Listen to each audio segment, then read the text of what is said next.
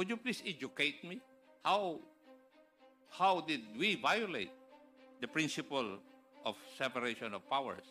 For the record, it says, the principle of separation of powers is violated when one branch of government unduly encroaches in the domain of another. Jurisprudence provides that there are only two ways to violate the subject principle, namely, by impermissible interference with another department's performance and by assumption of another department's functions.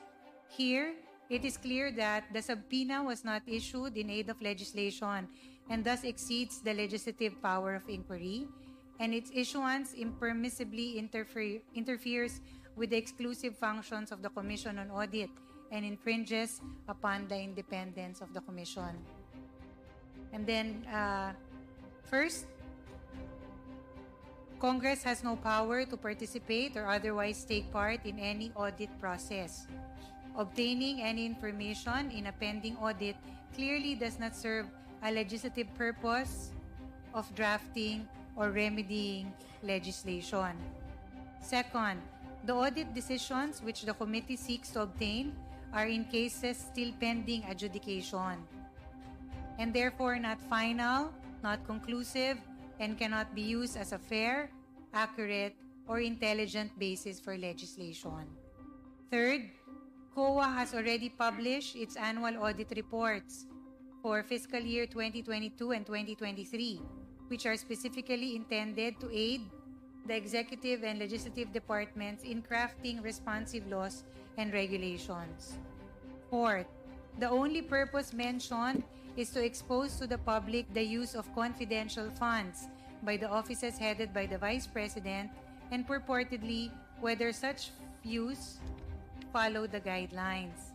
During the subject hearing, Representative Castro stated, since hindi po pwedeng sabihin dito yung findings, yung report o yung anumang observations ng COA, ang mga taong bayan po interesado dito sa confidential funds at kung paano ito ginamit, kung ito po ba ay sumunod dun sa guidelines. Also, as reported in the media, Representative Castro has been known to say that the Vice President has not yet satisfactorily explained the OVP spending of confidential funds in 2022. She added that the VP still has yet to account how she spent the said funds in 2023 and that she is not off the hook yet. End of quote. This is not related to any legislative purpose. There is no congressional power to expose for the sake of exposure. The determination of whether the utilization of the funds complied with audit guidelines falls within the exclusive mandate of the Commission on Audit.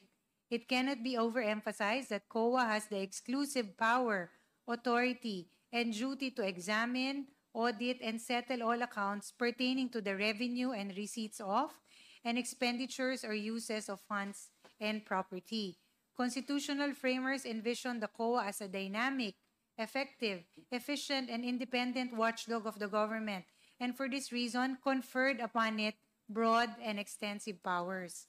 Allowing a committee of the House of Representatives to subpoena audit decisions pertaining to an ongoing audit will only hamper the COA's performance of its duties.